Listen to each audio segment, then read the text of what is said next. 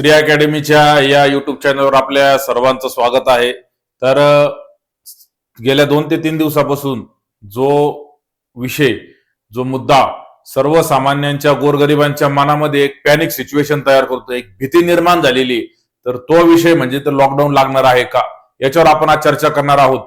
आणि बरेचसे प्रश्नांचे उत्तर आपल्याला तुम्हाला सर्वांना या व्हिडिओच्या माध्यमातून मिळणार आहे। तर हा मुद्दा का उपस्थित झाला याच्या जर मुळाशी आपण गेलो तर ते म्हणजे देशाचे पंतप्रधान श्री नरेंद्र मोदी यांनी संसदेमध्ये एक स्टेटमेंट त्या ठिकाणी दिलं। संसदेमध्ये स्टेटमेंट देत असताना ते म्हणाले की इराण आणि इस्रायल अमेरिका यांचं जे युद्ध चालू आहे ते अनेक काळापर्यंत त्या ठिकाणी पुढे जास्त काळ त्या ठिकाणी चालू शकतं, आणि या असं युद्ध जास्त काळ चालत असल्यामुळे कठीण परिस्थिती निर्माण होणार आहे, आणि त्यामुळे अशा कठीण परिस्थितीला सामोरं जाण्यासाठी आपल्याला तयार राहावं लागेल। जसं आपण 2020 मध्ये जो कोरोना आला होता, तर त्या कोरोनाला आपण सामोरं गेलो होतो। तर याचा अर्थ अनेकांनी असा काढला, याच्यामध्ये लॉकडाऊन या शब्दाचा उल्लेख नव्हता, पण याचा अर्थ अनेक त्या ठिकाणी सोशल मीडियावरचे काही समाजकंटक असतील यांनी असा काढला का लॉकडाऊन देशामध्ये लागणार आहे। तरी असं काही त्याचा अर्थ अजिबात होत नाही। लॉकडाऊन जे कोरोनामध्ये लागलेलं होतं तसं लॉकडाऊन अजिबात लागणार नाहीये।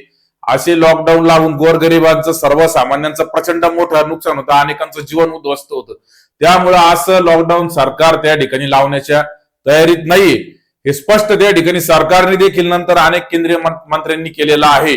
आजही काही तासांपूर्वी राज्याचे मुख्यमंत्री देवेंद्र फडणवीस यांनी स्पष्ट केलेलं आहे की लॉकडाऊन लागणार नाही, आणि याच्या अफवा कोणी पसरवून त्यांच्यावर कारवाई होणार।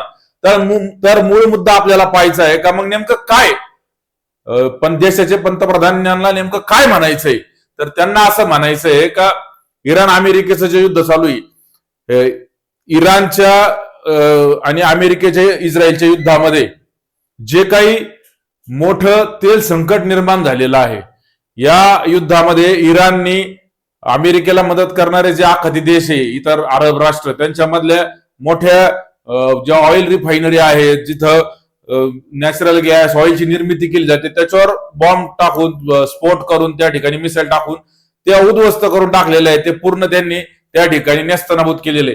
याच्यामुळे जी ऑइल आणि नॅचरल गॅसची जी निर्मिती आहे ती पूर्ण कमी झालेली आहे, ठप्प झालेली जवळपास। तसेच स्ट्रीट ऑफ हार्मुज म्हणून जो जलवाहतुकीचा एरिया आहे, तो जलवाहतुकीचा एरिया देखील येण्या जाण्यासाठी इराणनी त्याच्यावर कंट्रोल मिळवलेला आहे।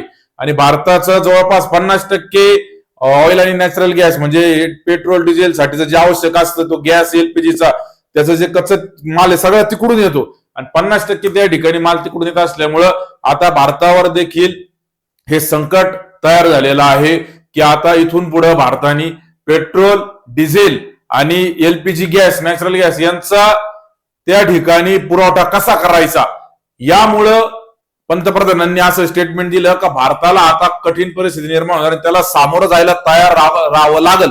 मग याचा अर्थ असा आहे का येणाऱ्या काळात पेट्रोल डिझेलच्या किमतीमध्ये वाढ होण्याची दाट शक्यता आहे। आणि नुकतंच त्या ठिकाणी सरकारने पेट्रोल डिझेलच्या किमतीत वाढ केली, परंतु त्यासोबतच एक्साईज ड्युटी कमी केल्यामुळे ती वाढ सर्वसामान्यांवर तो भार पडला नाही। एक्साईज ड्युटी कमी केली, पेट्रोल डिझेलच्या किमतीत वाढ होऊन परत एक्साईज ड्युटी कमी झाल्यामुळे ते तिथं कव्हर झालं, परंतु सर्वसामान्यांना त्या ठिकाणी अजून तरी चटका खिशाला लागलेला नाही। पण तुम्ही पाहिलं असेल जेव्हा हे युद्ध चालू झालं तर लगेच एलपीजीवर परिणाम झाले, सिलेंडरचे दर त्या ठिकाणी 50-60 रुपयांनी वाढले। असं जर हे युद्ध पुढे असं लांबत गेलं तर येणाऱ्या काळात गोरगरिबांवर, सर्वसामान्यांवर नक्कीच त्या ठिकाणी प्रचंड मोठं आर्थिक संकट येणार आहे। ही वस्तुस्थिती या परिस्थितीवरून दिसत आहे। त्यामुळं येणाऱ्या काळात पेट्रोल आणि डिझेल सर्वसामान्य माणसाला मिळण्याची शक्यता कमी होऊ शकते, अशी परिस्थिती एकंदर आहे। फक्त सरकारी कामासाठी किंवा अत्यावश्यक सेवांसाठी पेट्रोल आणि डिझेल त्या ठिकाणी देण्यात येईल, किंवा दिलं जरी तरी अतिशय कमी मात्रेमध्ये पेट्रोल आणि डिझेल त्या ठिकाणी खासगी गाड्यांमध्ये देण्यात येईल, अशी परिस्थिती आहे। आणि एलपीजी सिलेंडरचा देखील किंवा व्यावसायिक वापरासाठीचा सिलेंडर देखील आपण पाहिलं का बंद झाला होता, त्यामुळे हॉटेल व्यवसायावर परिणाम झाला, अनेक हॉटेल बंद झाली।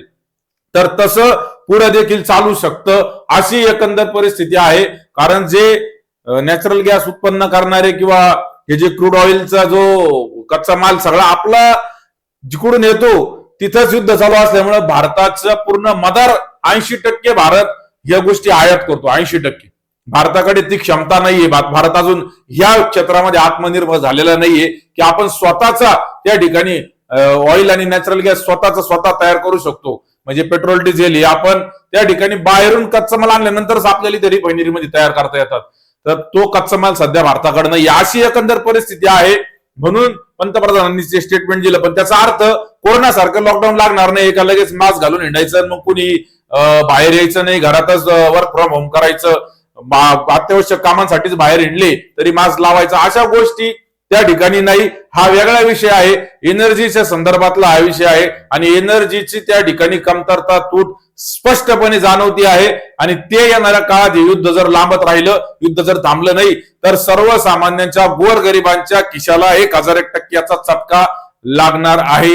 एवढी एकंदर या विषयाची वस्तुस्थिती आहे. लॉकडाऊन वगैरे तसा प्रकार घडणार नाही, परंतु पेट्रोल डिझेल नॅचरल गॅस म्हणजे घरातले एलपीजीचं सिलेंडर जे असतं ते गाड्या आणि फोर व्हीलर यांच्यामध्ये भरण्यासाठीचं जे पेट्रोल डिझेल आहे ते याच्यावर 100% परिणाम होणार आहे. धन्यवाद. जय हिंद. वंदे मातरम.